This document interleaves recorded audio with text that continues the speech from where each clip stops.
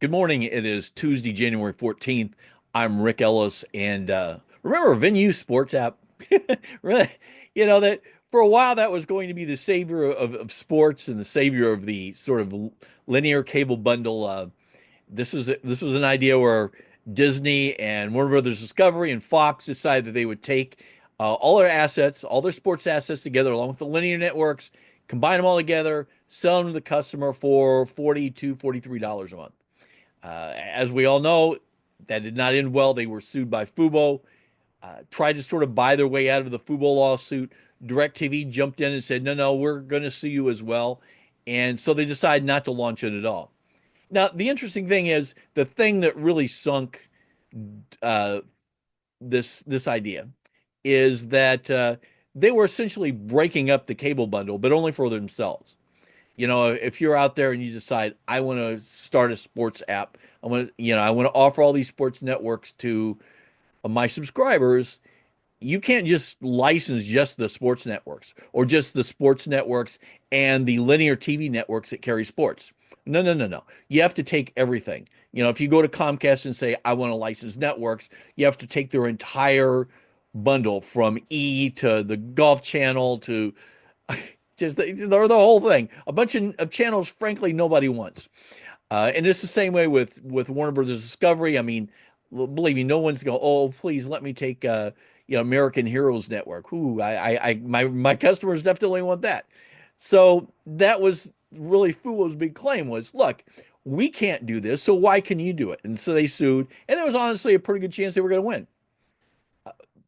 Now, that idea has went away, but another sort of venue-ish light service has just popped up called MySports. It's run by DirecTV. So one thing we know for sure is number one, it's overpriced.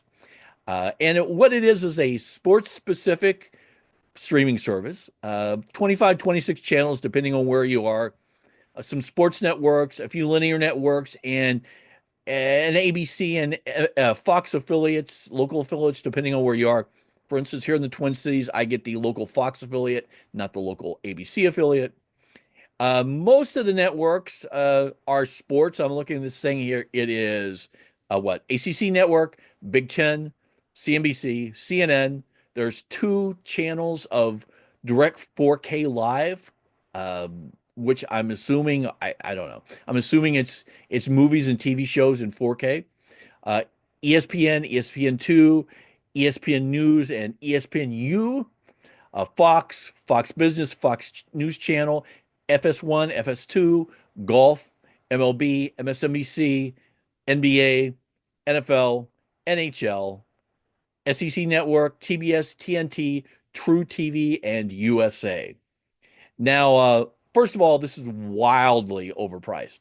You can get it for $49.99 a month for the first 3 months, but after that, it's $69 a month. And as a comparison, that's $70 a month. Um, you can get a full-blown cable bundle from Hulu Live TV or YouTube TV or wherever for $85. Now, you might miss out on one or two of these channels. Like for the most part, you can't get NHL Network through the live virtual bundles. But still, it's not that much more money. And it's a very sort of sad sack collection of random channels and networks. And I mean, there's an interesting thing here in that, for instance, if you're a cable news fan, and odds are if you are you're in your 70s, you with the surveys you can subscribe to CNN, CNBC, Fox News, and MSNBC. And all the sports networks are just sort of a bonus. But it's still a terrible deal at $70 a month. My real question about this is I'm trying to figure out what the contractual deals were that make this thing possible. Because from what I can tell, none of the carriage agreements with any of the other big cable providers have changed.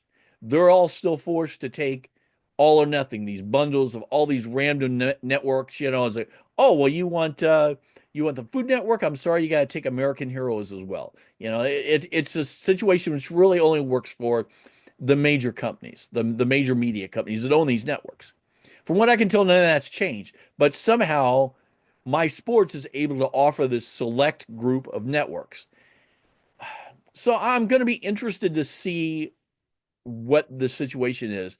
Exactly how are they able to sort of craft this specific package of channels? And also if other people are able to come in and cut similar deals as well. This take it or leave it thing really makes the cable bundle possible.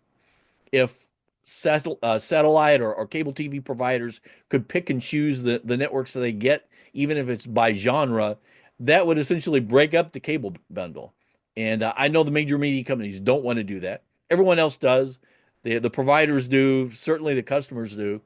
So far, it doesn't look like you can officially do that, but I think it's something really to watch. This is a terrible product. It's a terrible price, but it might be a hint of what's to come. And I'll keep my eyes on it. That is it for now. I will see you tomorrow. Watch out for the newsletter later. There's a lot going on today.